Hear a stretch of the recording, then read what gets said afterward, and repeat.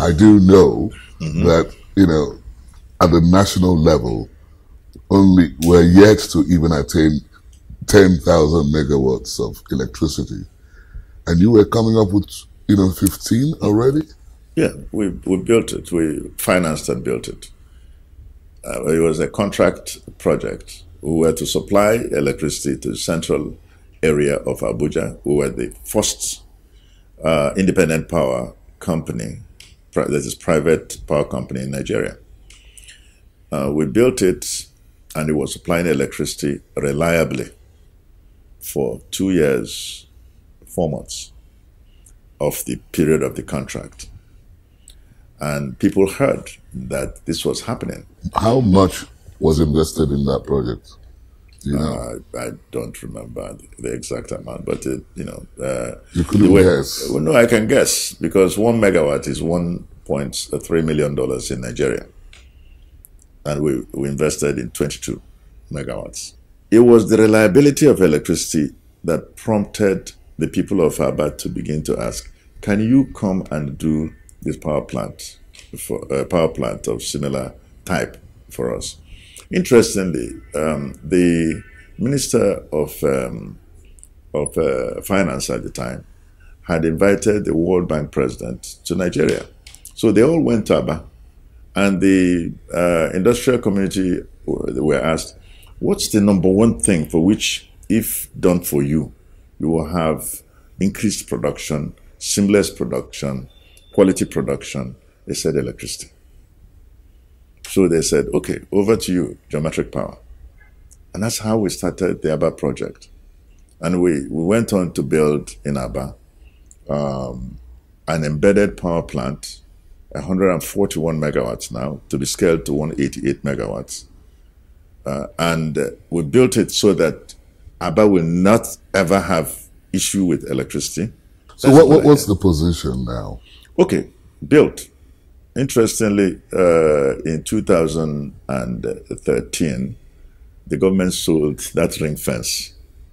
I won't get into the whole story, but they sold it, and we needed to have the ring fence already concessioned to us back. So we had to go to court, and eventually this present government settled us and said, okay, we have to refund what the money paid by the people who bought the ring fence. What is the state of affairs, with regards to electricity now in that area that you're talking about? Is it shut down? No, the Enugu Disco supplies to that area.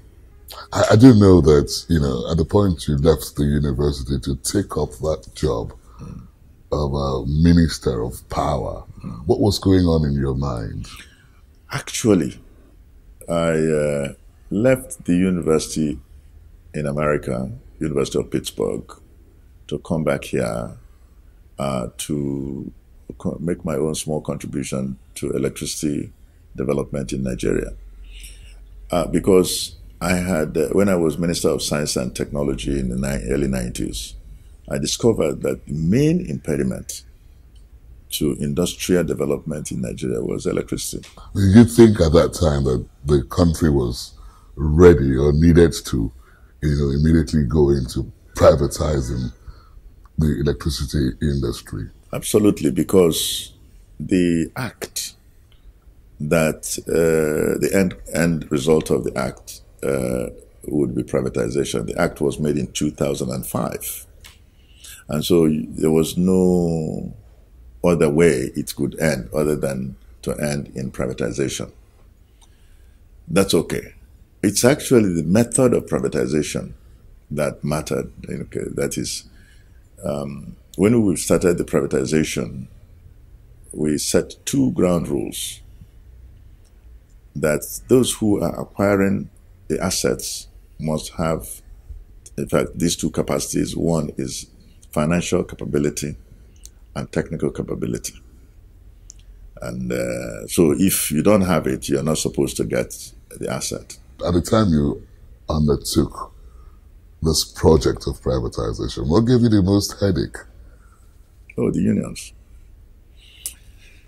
The unions, because the unions didn't want the privatization for obvious reasons. I mean, it was a stumbling block for them. It wasn't just them. There were other real powers behind them. The diesel suppliers in the country and the generator suppliers didn't want, still don't want, and will not want for this to happen.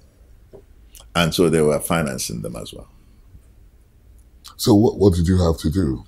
Well, I mean, that could be very frustrating. No, of course, it's frustrating. But first, I talked to some of the people who are behind the unions. I told them, look, you can just invest in power production or distribution. It's better for you to kind of release the country. It's better if you not continue in the way that you're going. Some listened, but some didn't know any other way to do business other than the way they were doing business. For the union, I felt government is government. You cannot have 40 or 50,000 people refuse for government to do what it should do to improve the entire nation. And so we had to continue to move forward. It required a lot of will. Yeah, but the question for me is, it doesn't seem to be working, the privatization exercise.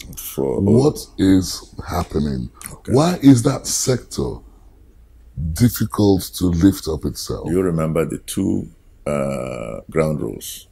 Yes. They were not followed.